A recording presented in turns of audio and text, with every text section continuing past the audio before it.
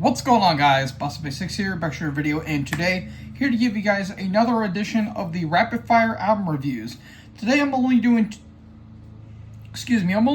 two albums today. One big one and one I've actually never heard of, or the band I've never heard of, and two completely different styles of music right here. But both these albums were released on the 22nd of August. So, yeah, without further ado, let's get into the first band that I'm going to be talking about today, and the newest offering from Sacramento, California, alternative metal, I guess, veterans, Deftones, with their new album, Private Music. This is the 10th album from these guys. I can't remember what label they're on. I forgot to write it down, actually. See what label they are on right now. Give me 1 second. I should have actually done this before I recorded this video, but you know how I can be. Let's see, go to here. On Reprise Records or Warner Brothers Music. So there you go. They're released on that label. Contrary to popular belief, I have actually never heard a full Deftones album until this one right here. I know it's a little weird to think because I have listened to some stuff from them, like Around the Fur, Adrenaline, White Pony, a little bit of stuff off of Diamond Eyes and Ohms. But I don't know, just never went out of my way to go check them out, which is weird because they would, be on the radio constantly with, with Shove It and, all that other stuff. But, yeah, never really fully went out of my way to check out an album for these guys up until this one right here. And, well, holy shit, I was pretty taken back by this album. These guys have been around since '88, so there's that. But, yeah, I was kind of taken back in how unbelievably lush this album is. This is a very lush album. A lot of nice melodies. There's some like heavier, dense moments on this album, and Chino is Chino, so there's that. The opening track, My Mind is a Mountain, lush melodies. It's a little doomy, a little bit of a stoner vibe. If you ask me, I don't know, just something about the guitar tone is a little doomy and stony on that one. And the lush melodies continue throughout with like Locked Club. How the hell do you say that word? Ecdysis? I don't know how you say that word. It's Ecdysis. I have no idea how you say that word. Infinite Source has a little bit of a Linkin Park-ish kind of vibe, and like kind of like the riffs a little bit. That was interesting. Souvenir has some like very nice synth work that I really dig. Let's see. I Think About You All the Time has some very heavy riffs that I really dig. There's some nice heavier moments, especially on the last couple of tracks. Milk of the Madonna. Hopefully it's not Madonna's Milk.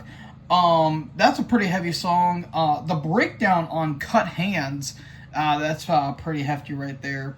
And Departing the Body is very beautiful. The only track I couldn't get into with this album is Metal Dream. I don't know, I just felt like that song kind of blended together a little bit, in my opinion, but, yeah, that was mainly, like, the big complaint I have with this album. This album is lush, it's heavy, maybe the kind of snare sounds a little, it sounds like somebody is hitting it with, like, hitting a skillet, and it kind of has like this weird pinging noise. But that's a minor complaint. I really don't have too much to hate about this album. But yeah, this album is fucking awesome. I dig the shit out of this album. Yeah, if you just want some nice alternative metal with some like lush and pretty melodies, I mean, it sounds like the album you want to bang your girlfriend to. I mean, that's all you can really say with this album. So, yeah, I'm gonna get this 4.25 stars. I dig the shit out of this album. This is some really damn good stuff. It's got a little snack, low white snack on the cover, And yeah, this was a pretty interesting album. I really dug this. Then we get into a completely different style change with the next album. The final one we're talking about is Innumerable Forms with Pain, Euphology, or Euphulgence. I think that's how you say that word. I believe I said it right. This is the third album from this Boston-based death doom act. This band formed in 2007, and it's actually interesting that there are some members of Mammoth Grinder and Dream Unending that is in this band, which I think is a little interesting to say the least. I never heard of this band.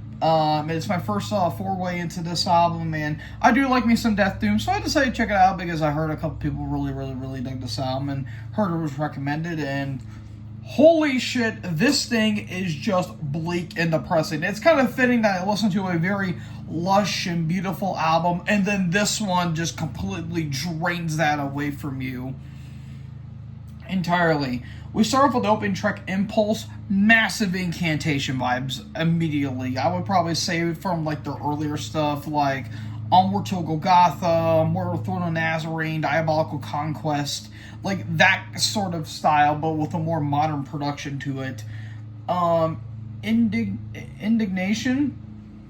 It's probably one of the heavier tracks because very doomy, like breakdown at the beginning. That's bullet train aggression, and then breakdown after breakdown. Like, holy shit, this thing is just out to crush you left, right, and center.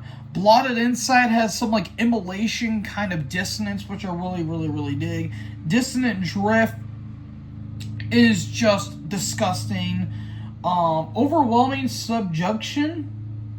I believe that's how you say that word. It's just out to just fucking crush you. I believe that's the instrumental, I think, on this album, if I remember. Oh, wait, no, it's not the instrumental. It's the shortest track in the entire album, a little under 3 minutes, but holy shit, it is a crushing two minutes and some change. The title track's kind of autopsy-ish, from what I gathered. I actually really dig that stuff. And the final track, Austerity and Attrition, feels like a My Dying Bride song. Like, without, like, the lush melodies, it feels like a My Dying Bride kind of song, which I really dig, like, the riffs in particular. I don't really have a complaint with this album as a whole. I love every track on this album. Production is fantastic. It's nice and heavy, but it doesn't sound, overproduced. The guitars are really, like, dirty and soggy, which I really dig. Yeah, I love this album. If you love Incantation, Autopsy, a little bit of My Dying Bride thrown in there, and some other death doom band I'm kind of blanking off the top of my head right now. This album fucking rules. That's all I'm going to say, essentially. Yeah, this album rips. I'm going to give this 4.25 stars as well. This was just some really good death doom, and hopefully my buddy Ricky will check this one out because he's a death doom guy. So yeah, this was some really damn good stuff, and hopefully get a copy of this album, because if I don't, then I'm actually going to cry, because this looks like a year ender for me. So yeah, 2 albums back to back, 4.25 stars. Both albums were really dig. So yeah, I hope you guys enjoyed this video. If you guys did, make sure you guys leave a like, leave a comment, tap that big red subscribe button, and tap the bell so when I upload, you guys will be notified. And let me know in the comment section below what you guys thought about these albums. Have you guys heard of these albums? Let me know. So, thank you guys so much for watching this video. Most importantly, join the herd. Talk to you guys in the next video. Peace out.